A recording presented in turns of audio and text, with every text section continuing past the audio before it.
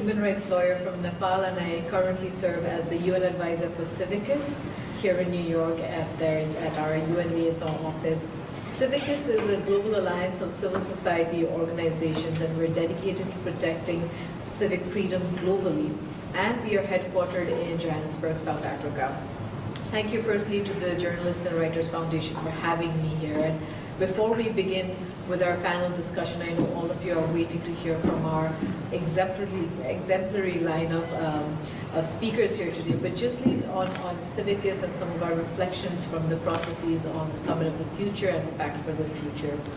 Civicus, as some of you may know, one of our key initiatives is our annual participatory research publication called the Civicus Monitor, where we track civic ratings all across the world and in all countries, and analyze trends in civic freedoms worldwide.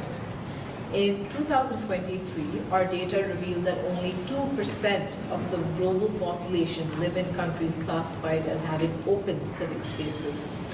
And unfortunately, this situation is not unknown to the UN. Civil society faces multiple multi-layered challenges at the UN, ranging from physical and digital access to meaningful participation. Yet, civil society has always been a vital force for change, playing a crucial role in developing and advocating for more inclusive, rights-based international policies at the UN, from the Beijing Declaration and Platform for Action to the Sustainable Development Goals. And time and again, civil society has championed commitments to inclusivity and accountability in international agreements. However, just as civic space is shrinking globally, access for civil society within the UN has regrettably been narrowing as well. Like many other organizations, and like many of you here today, Civicus has viewed the process of engaging with the Pact for the Future with cautious optimism. And like many of you, we have also invested substantial time and effort in attempting to shape the summit's processes and outcomes. In our experience so far, we believe that the diplomatic negotiations on the Pact for the Future have been hampered by disagreements over language. Several forward-looking proposals from civil society have found little traction in the final pact adopted on Sunday.